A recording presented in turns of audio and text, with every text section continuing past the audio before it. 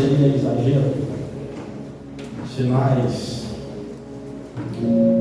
cantássemos um hino, um cântico que é tão antigo, mas que não traz saudosismo, traz boa lembrança. Nessa noite feliz, nesse santo lugar, eu marquei um encontro com Deus. Aleluia! Seu amor é real, sua paz gozarei. Eu marquei um encontro com Deus.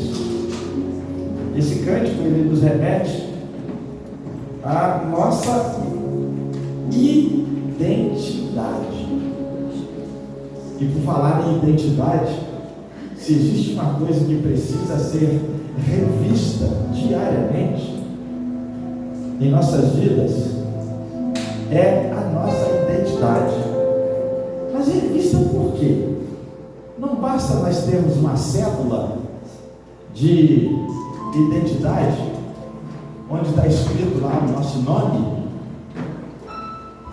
Se não é o suficiente, o nosso nome tem o nome do nosso pai, o nome da nossa mãe, desde lá da certidão de nascimento. Um pouco maior, nós temos um número que nos identifica, chamado CPF. Esse número, você pode perdê-lo, e quando você for tirar a segunda via, ou quando for tirar o novo, vem o mesmo número. A sua identidade, essa célula que você tem, a minha é tão antiga, a minha é de 77. É claro que a foto vocês não têm noção, é muito diferente. Na verdade, aquela foto era aquele, não sei se vocês se lembram, só os novinhos, só os mais antigos, talvez eu seja o mais deles, que tinha uma pessoa nas praças que tiravam uma fotografia que era chamada de lambe-lambe. E ela não parecia com a foto, ela parecia com impressão digital, lembra? A minha foto, na minha identidade, parece com a impressão digital. Aquela bem... Mas de toda forma, é uma identidade. Se eu perder aquela identidade, quando eu vou tirar a segunda via, é a mesma. É o mesmo número. Não muda. Mas nós temos um hábito. Você formou na tua mente a sua identidade. Você olha para você no espelho, você se vê de um jeito. Mas se você perguntar a pessoa que convive contigo, se você perguntar a alguém que está do seu lado, como é que ela te vê? Alguns ficam satisfeitos, outros não ficam, porque a pessoa usa a realidade e nós não somos preparados para viver, para saber da realidade. Nós temos um ditado aí antigo que a gente gosta de ser enganado. E quando alguém fala a verdade para a gente, olha, você é assim. Quando você olha no espelho, parece contraditório. Aquilo que você está vendo não é o que a pessoa falou. E quando alguém fala que você se parece com alguém, você já viu? Alguém diz para você assim, olha como você parece com fulano. E você diz assim até com... Se a pessoa for uma pessoa muito bonita, o que você diz? Eu pareço. Sou igualzinho. Mas e se na sua opinião a pessoa não tiver, na sua opinião, a beleza que você gostaria de ter, você por educação diz, obrigado, tem uma certa semelhança assim, mas por dentro você está dizendo, que é isso? Sem noção, não tem nada a ver comigo. E aí nós já temos algo para pensar, nós já temos uma crise de identidade, já se estabeleceu em nós uma crise de identidade. Eu falo sempre que a observação das ações das mulheres é a coisa mais interessante interessante, né? Quando elas passam na frente das vitrines, elas vão se olhando, e quando aquela vitrine ela satisfaz o olhar da mulher, ela fica toda feliz. Mas quando ela passa numa vitrine, aquelas que tem o vidro lente, que achata elas entram numa crise horrorosa, uma discussão interna muito grande, e aí vai a caça de uma vitrine que volte ela para... Vai ficar desse tamanho, mamãe. E olha, eu vou falar um negócio para você. Enquanto esta dona não acha uma vitrine que reconduza ela ao pensamento da sua identidade, estamos em crise.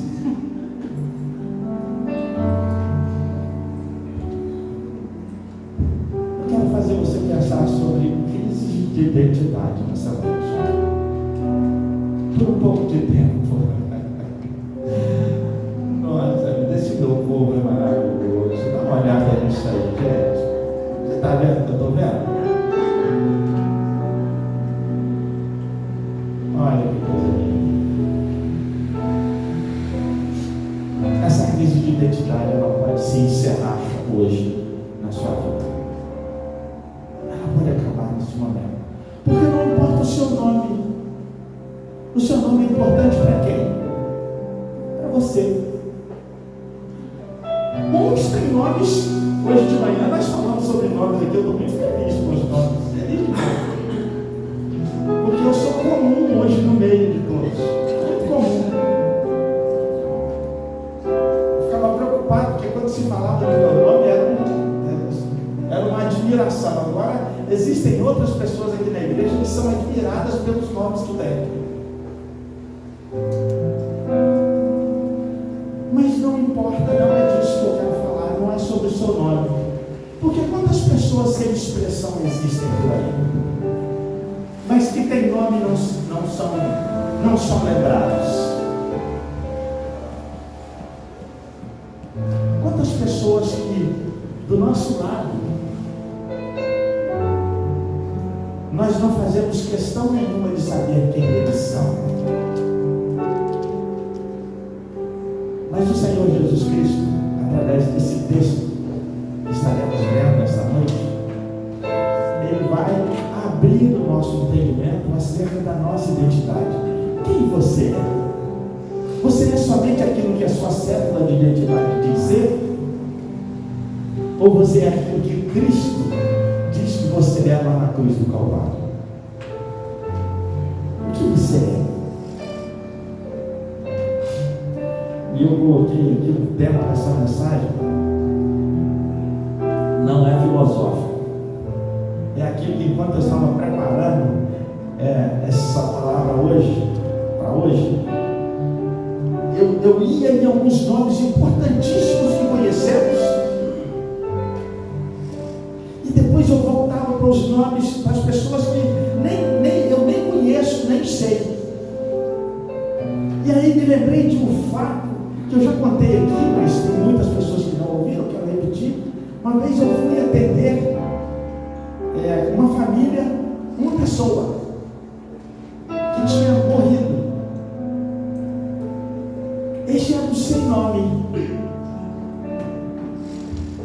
um ninguém, que se nós não tivéssemos lá, ele teria sido sepultado como indigente, porque ninguém chegou para reclamar aqui no povo.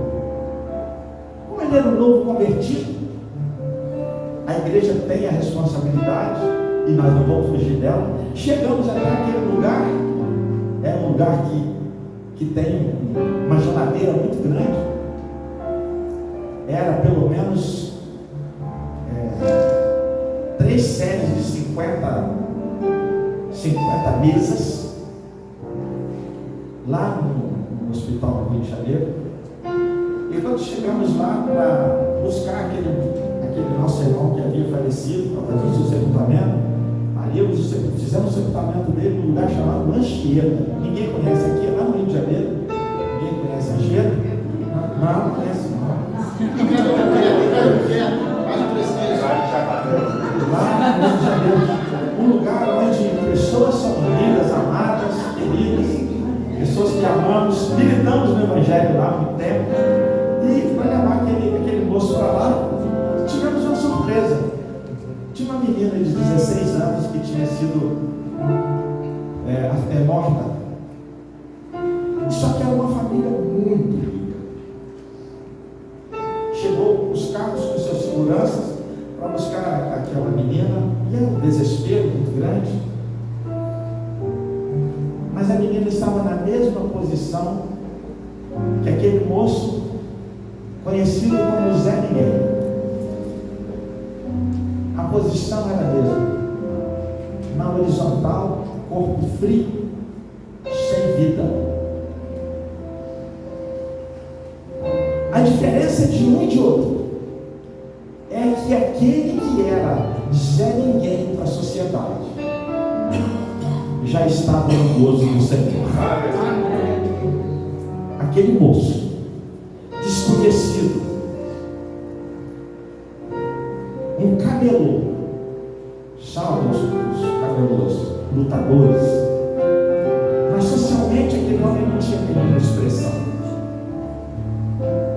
Estava do lado de uma pessoa que tinha até em vida tudo aquilo que queria ter. Ali aquele moço que se chamava José recebeu um corpo glorificado e um nome novo. Recebeu a sua identidade celestial. Para isso, meus irmãos, e por isso eu quero pensar com vocês no Evangelho de Marcos, escreve sobre Jesus Cristo, no capítulo 5. Eu vou ler um versículo só, mas eu gostaria que os irmãos, se não tivessem com a Bíblia aberta, que nós estaremos pensando até no versículo 41, 43, fazendo citações numa intenção expositiva desse texto, fazendo um paralelo com os contrastes que existem. O verso, eu quero ler com os irmãos o verso 21 e 22. Depois nós seguiremos, mas para esse momento, verso 21 e 22 do Evangelho que Lucas e Marcos escrevem sobre Jesus Cristo nesse momento. E o texto sagrado diz assim para mim e para você: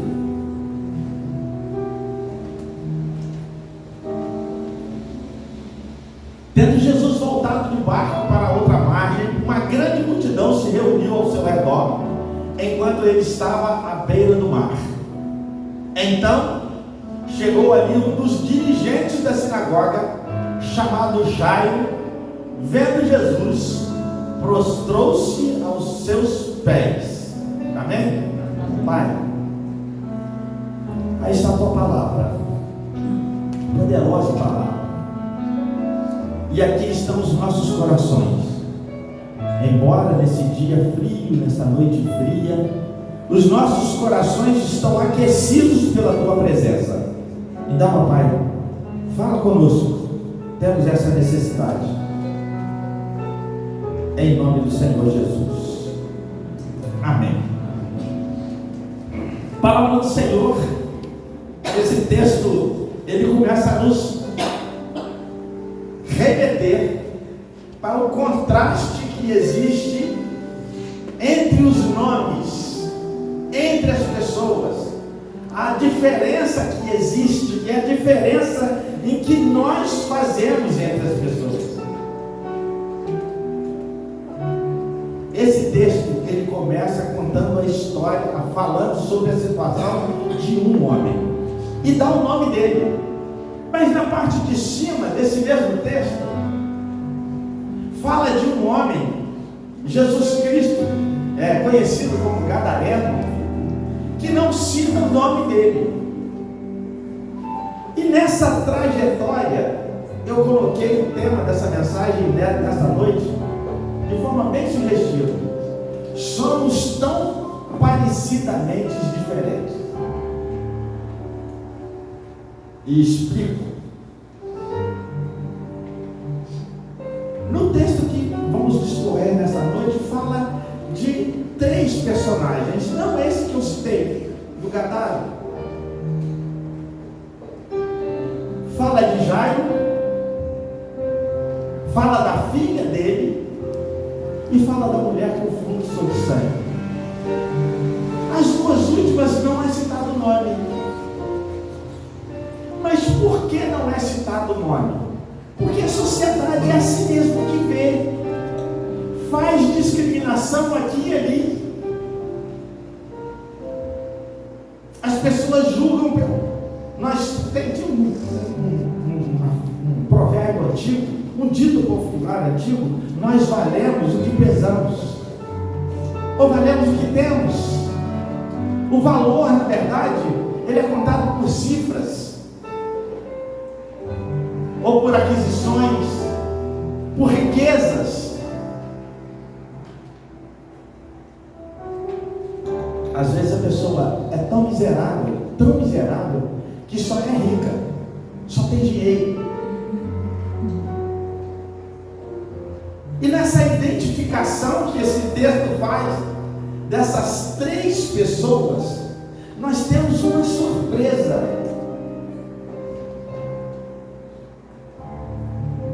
As 3 pessoas estão precisando da mesma coisa. As 3 pessoas estão precisando da misericórdia de Deus. As 3 pessoas estão necessitadas. As 3 pessoas estão precisando de uma operação milagrosa de Cristo.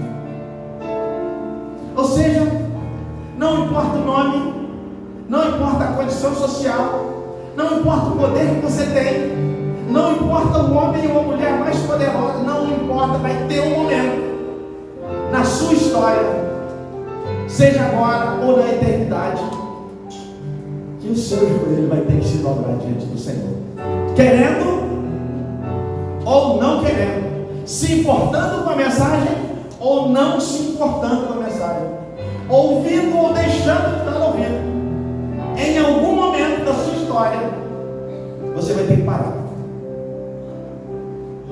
Em algum momento da sua história, as coisas, a sua identidade de fato será revelada. Você pode até nem ter nome, ou nome reconhecido, melhor dizendo. Você pode inclusive não ser nem registrado, que nós temos, infelizmente, muitos dos nossos brasileiros espalhados por aí afora, sem o registro, apenas o nome chamado, mas sem o registro. Mas vai ter um momento que você será reconhecido na verdade. Mas isso demanda um protocolo. Aqui, Jairo, o nome de Jairo. Eu gostaria de dizer para você da importância do nome, desse nome na cultura judaica, ou na cultura judaica de um modo geral. O nome tem muita importância. Sempre significa algo do meio, ou do dia do nascimento. A importância do nome é fundamental para que haja uma boa árvore genealógica.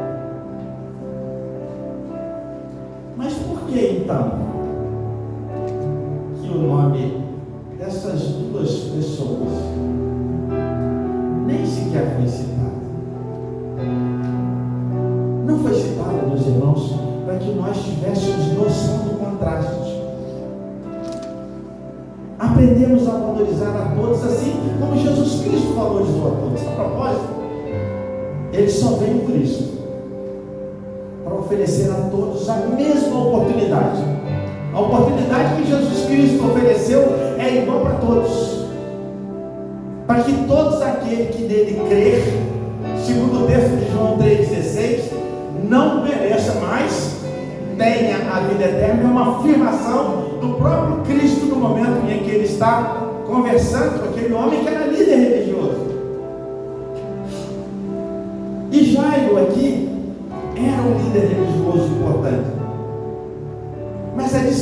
geração que nós vivemos coloca as outras duas pessoas apenas como pessoas, sem nome, porque esta é a ideia social. A sociedade vive dessa forma. Nós vivemos contrastes econômicos importantes, principalmente num país com dimensões continentais igual ao nosso. Existem lugares no Brasil, rincões no Brasil, que pessoas que ainda passam fome, necessidades absurdas.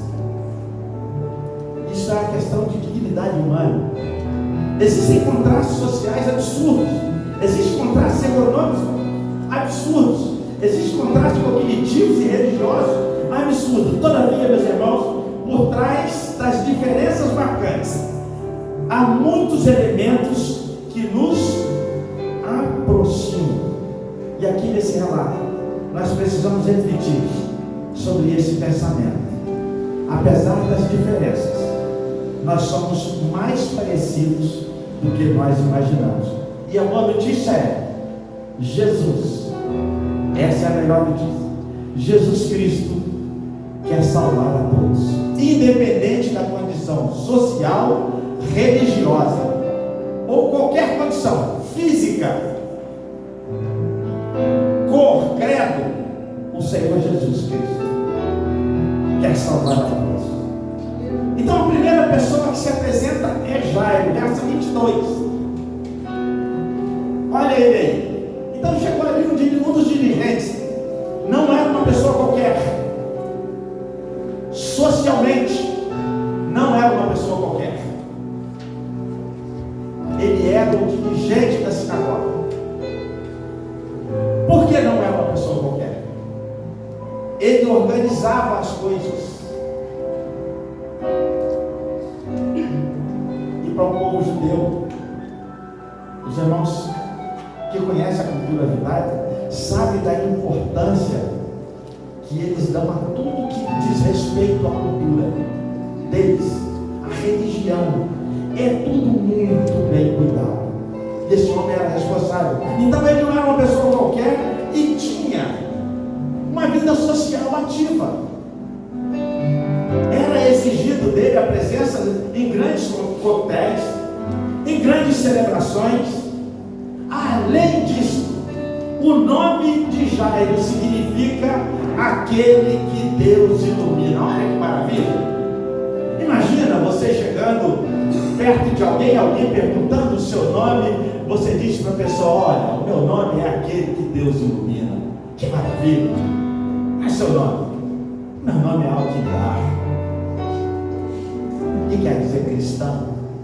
Olha que maravilha. Mas, independente do nome, independente da alegria que o nome pode trazer para si, há um nome que é sobre todo nome, sobre o seu nome, está acima, e que não pensa como nós pensamos. Não são poucas as vezes que alguém, quando tem muito poder, que é abordado de alguma forma, e ele entende que aquela abordagem não foi boa, aquela pessoa costuma dizer assim: ei, você sabe com quem você está falando? Quantas carteiradas você já não deve ter visto, ouvido por aí afora? Você sabe com quem você está falando?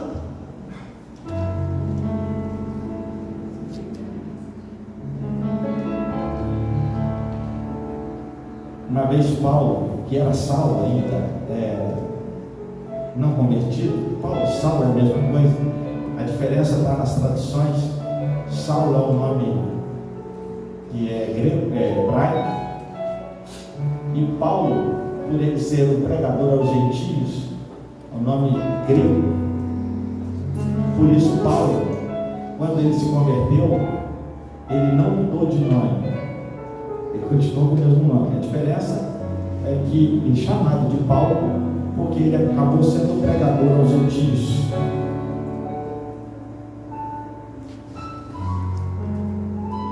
E esse é Jesus Cristo, quando encontra Saulo numa caminhada, no caminho de Emaús, e ele estava indo para uma missão que ele considerava certa. a perseguição aos crentes, aos cristãos. E Jesus Cristo faz uma pergunta para ele: Saulo, Saulo, por que me persegue? Naquele momento a identidade dele é colocada em risco. Ele estava acostumado a dar carteirada em todo mundo. Naquele momento ele se prostra diante de uma poderosa apresentação. E ele não sabia, atordoado, ele não sabia quem estava falando. E o Senhor Jesus Cristo se apresenta para ele, assim como se apresentou para você no dia, e se apresenta para você nessa noite. Eu sou Jesus que te quer bem. Eu sou Jesus que quer mudar a sua vida. Eu sou Jesus que quer trocar essa sua identidade, essa sua confusão, esse seu nome que você pensa que é poderoso demais, mas poderoso em você é o meu nome. Não troque o nome de Jesus pelo seu. O nome de Jesus é poderoso, é soberano. E a segunda pessoa é apresentada aqui sem nome. Verso 25, dá uma olhada aqui, verso 25 de lá, é coisa interessante. E estava ali certa mulher que havia 12 anos sofrendo de hemorragia. Por que Jairo procurou Jesus?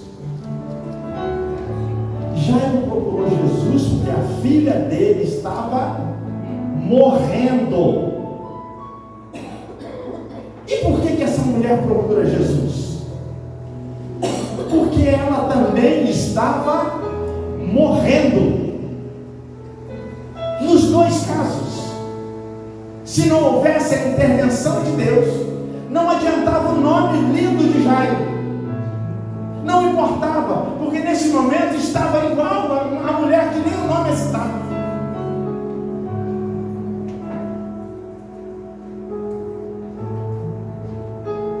E é importante nós observarmos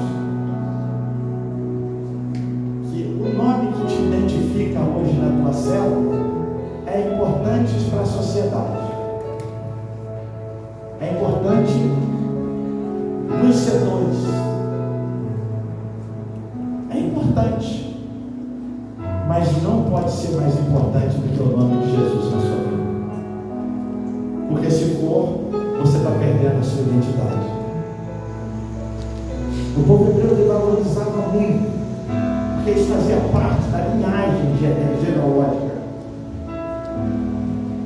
E os nomes eram específicos por isso, e dava-se muito valor. O nome é gerador de identidade. Pessoa sem nome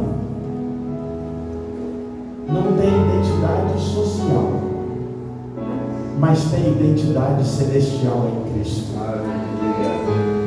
Tem identidade celestial. Aqui o escritor bíblico poderia ter pesquisado ali naquele momento quem era aquela mulher, assim como mencionou o nome de Jairo. Mas nós, sem forçar o texto, nós podemos imaginar que ele omite o nome para gerar exatamente esse contraste marcante, para que trouxéssemos esse pensamento, essa reflexão acerca da importância do nome de Cristo, que é sobre todo nome. E para nós pensarmos, há pessoas por aí sem nome. Pode ser o seu vizinho. Pessoas que estão necessitadas, que passamos pela rua por eles. Pessoas que estão debaixo das marquises. Que nome tem essas pessoas? É arriscado você perguntar, ela dizer, você pedir um documento e elas dizer para você: eu não tenho, eu perdi. Quantas pessoas têm perdido a identidade ao longo da caminhada?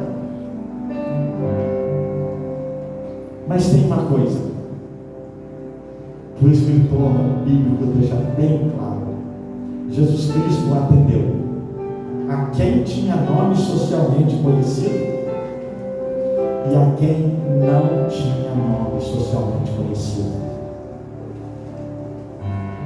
E o registro bíblico é que essas pessoas, quando tiveram contato com Jesus, imediatamente as suas vidas foram transformadas e elas passaram a viver com um nome novo que receberam. E sabe qual é o nome?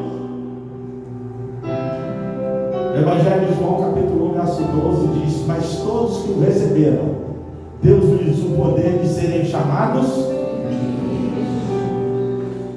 Vamos repetir isso. Mas todos que o receberam, Deus lhes o poder de serem chamados filhos de Deus. Ei, aqui, você é reconhecido no céu como filho de Deus, através de Cristo Jesus de Nazaré.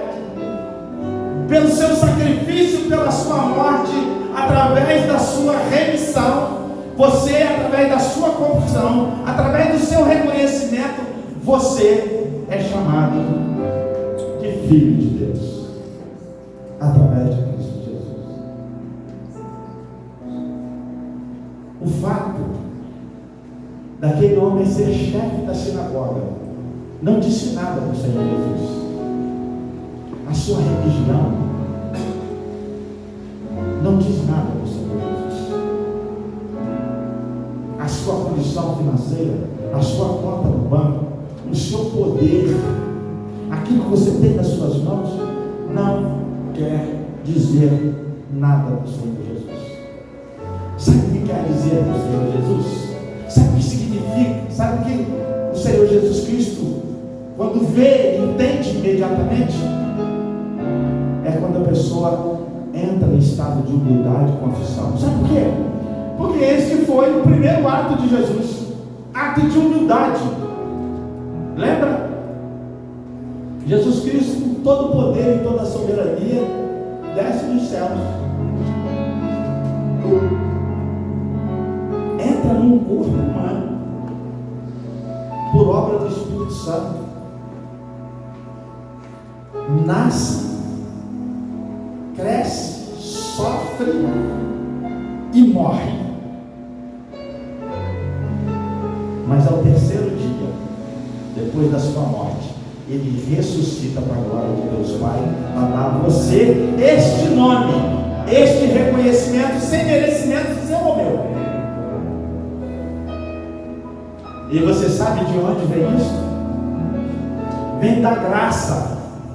Efésios 2, 8 e 9. É pela graça que você e eu somos salvos, mediante a fé. Isso não é obra das suas mãos, é dom de Deus. Porque o verso 9 diz: não vem de obras, para ninguém que possa dizer que tem condições, mais condições de um do que outro, de ter o seu nome trocado para filho de Deus. Somente através do Senhor Jesus.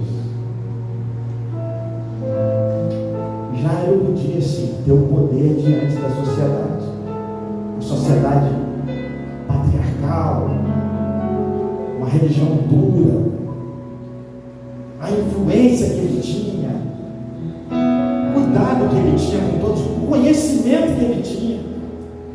A mulher enferma, ela não tinha vida social, não tinha poder, ela era sozinha. Em grande medida, isso era causado pela doença que ela tinha. Ela tinha uma hemorragia, um fluxo de sangue que não parava já há 12 anos. Então, além dela não ter nome, ela também era discriminada. Essa doença trazia para ela, além das dores, um prejuízo social absurdo. Ela não podia nem aparecer. Ela vivia um banimento social, um afastamento, inclusive pela lei cerimonial. Naquele momento da história, qualquer mulher, no seu período menstrual, ela era considerada, pelos riscos, a ciência não era tão avançada igual hoje, considerada imunda. E aquela mulher tinha 12 anos sofrendo aquilo. Olha o contraste. Um homem tão poderoso e uma pessoa à vista da sociedade sem nenhuma expressão. A mulher afastada do convívio da comunidade, afastada do convívio com a família.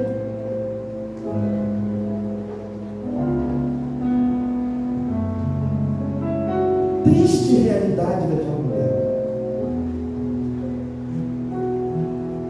E para piorar, em 12 anos, além de todos os prejuízos que ela teve na sua saúde, ela perdeu também todos os seus bens. Dá uma olhada no verso 26.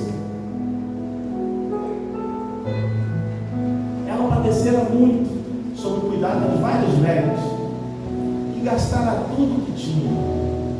Mas em vez de melhorar, elas pioravam. Tem uma teoria chamada teoria da conspiração que diz que não tem nada tão ruim que não possa piorar. Esse é o caso dessa mulher. De repente o caso dela pode se assemelhar com o seu. De repente, eu esteja falando para pessoas que está aqui e várias vezes já saiu o seu pensamento já saiu aqui desse momento e já viajou nos problemas. A segunda-feira está chegando. Aquele problema que está pendente, eu não posso fugir dele amanhã. Eu vou ter que me desgastar amanhã de novo. Aquela conta que eu não consegui pagar, eu não tive como negociar, e amanhã eu vou ter que voltar a pensar nela novamente.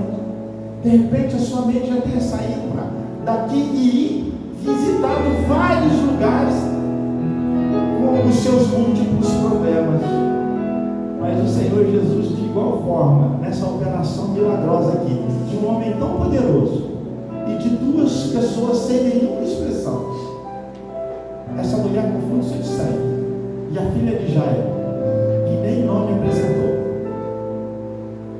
também pode operar um milagre na sua necessidade. Pode mover, pode mudar, mas é necessário você entender o passo a passo da mudança. O passo a passo da mudança está no seu clamor. Jairo, quando ele chega para Jesus, ele começa a clamar, a pedir e a dizer para o Senhor que a filha dele estava doente mortalmente. Mas como Jairo chegou a essa conclusão? Por que Jairo chegou a essa conclusão de precisar de Jesus?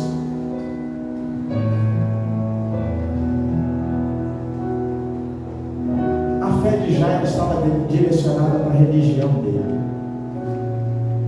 Ele redirecionou a fé dele. E quando nós redirecionamos a nossa fé e voltamos ela para a cruz do Calvário, nós enxergamos em primeiro lugar a nossa condição. Ele, para chegar diante de Jesus Cristo, ele teve que se ajoelhar e suplicar: Senhor, me ajuda, minha filha vai morrer. E aquela mulher, o que ela teve que fazer?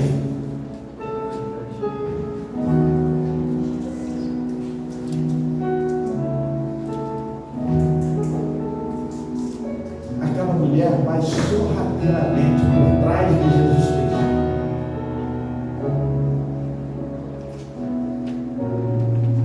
Enquanto Jairo era encorajado pelas pessoas, aquela mulher era discriminada pelos outros, todos. Ela não podia se aproximar, ela era imunda. Enquanto Jairo, socialmente, ele era bem quisto, as pessoas encorajavam ele: não, vá, dê o verso 35. Enquanto Jesus ainda estava falando, chegaram algumas pessoas na casa de Jairo, os dirigentes da sinagoga: sua filha morreu. Disseram eles. não precisa mais incomodar o mestre. Então ele tinha até interlocutor. Mas quem intercedeu para aquela mulher?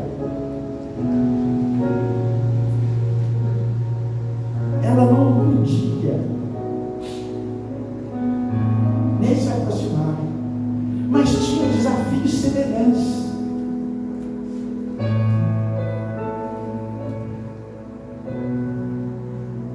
Qual era o desafio daquelas pessoas? A corrida contra o relógio. Jairo pede com insistência e desespero. Verso 23, solta aí. Ele implorou insistentemente: minha filha está morrendo, vem por favor, e impõe as mãos sobre ela, para que ela seja curada e viva.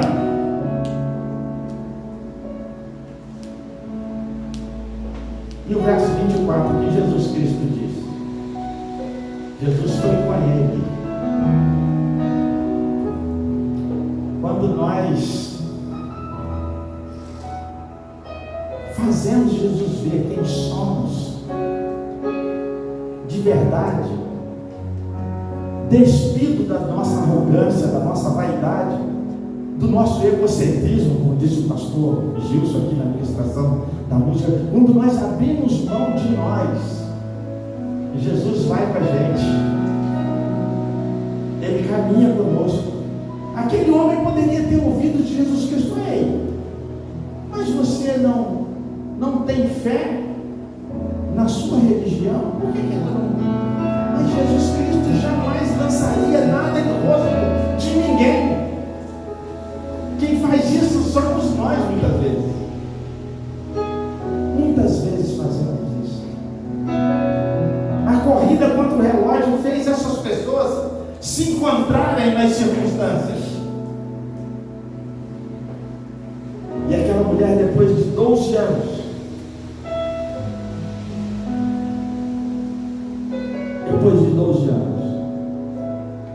no verso 30 desse mesmo texto, Jesus é tocado por uma mulher que não podia nem sequer chegar pela frente, não podia nem sequer se misturar no meio do povo, porque era conhecida. Ela teve que ir sorrateiramente, tirando forças de onde nem imaginava que tinha, se arrastando no meio da multidão, para que não fosse percebida. E no momento que ela toca em Jesus, imediatamente aquela mulher é curada. Um homem com expressão social se prostrou diante de Jesus. Uma mulher sem nenhuma expressão tocou em Jesus. E Jesus usou a mesma expressão que os dois. E não só usou a expressão, usou do poder miraculoso. Jesus prestou atenção. Se existe uma coisa que atrai o coração de Deus, é um coração quebrantado. Deus para tudo que está fazendo e se inclina para você, e se inclina, ouve a sua oração, ouve aquilo que está saindo do seu coração, e Ele, como ninguém, sabe o que é verdade e o que é não. Naquele momento, Jairo não tinha alternativa, mas a mulher com fluxo de sangue enxergou ele como única alternativa e fez de tudo e conseguiu a sua bênção. Nos contrastes, nas diferenças, as igualdades se misturam também. Aquele homem estava com medo, aquela mulher também estava. Aquele primeiro homem sem nome lá de Gadara também estava apavorado, doente, endemoniado. E aqui é interessante que Marcos usa uma palavra conhecida, muito conhecida.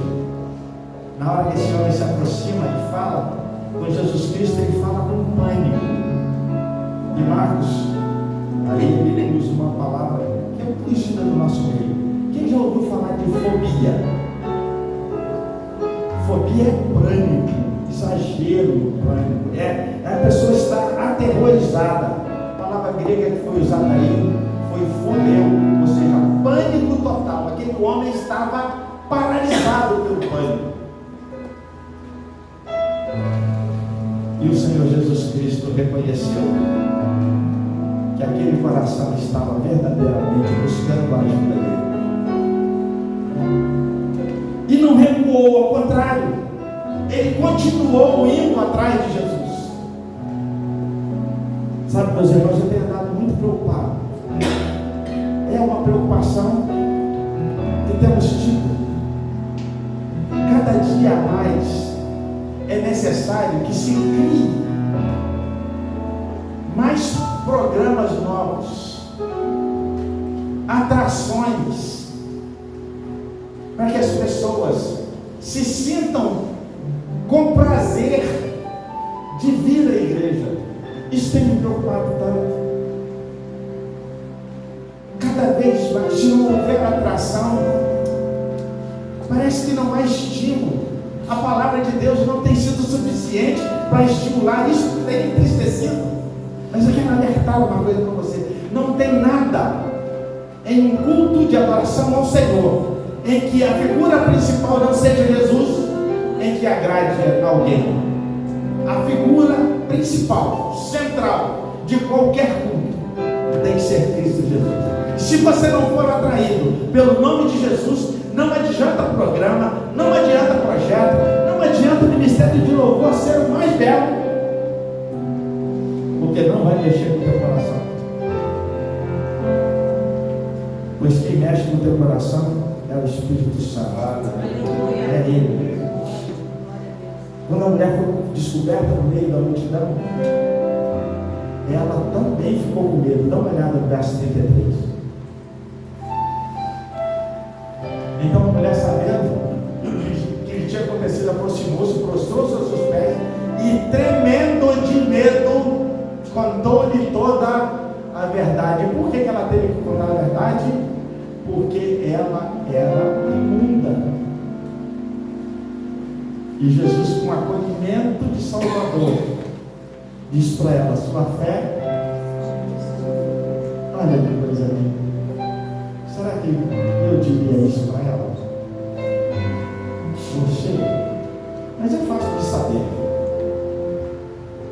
Quantos desses 109 você tem acolhido?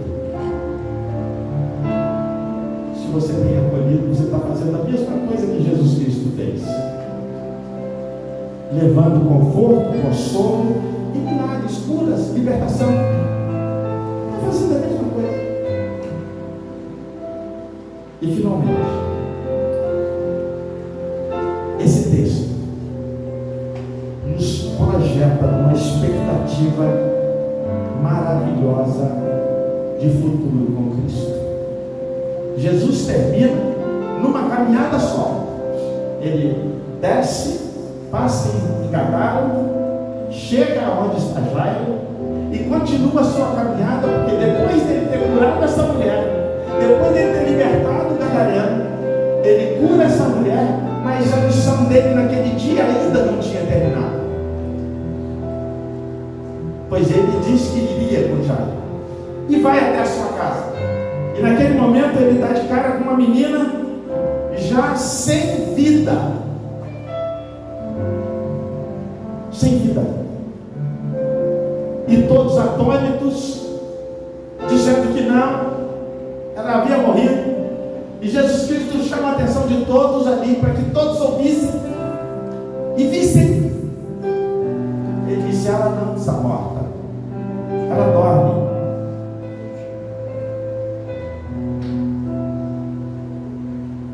E aí, naquele momento, começa uma sequência de deboches ao Senhor.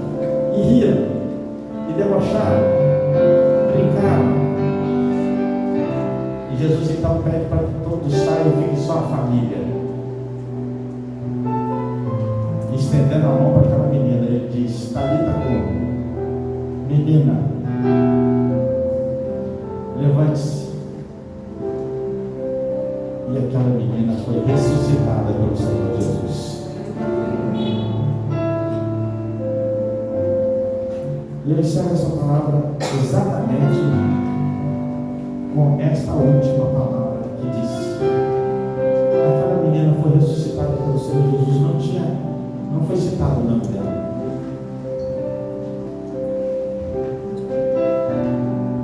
O que Jesus Cristo está precisando ressuscitar em você hoje? A esperança? A esperança já foi perdida? Ele quer ressuscitar essa esperança.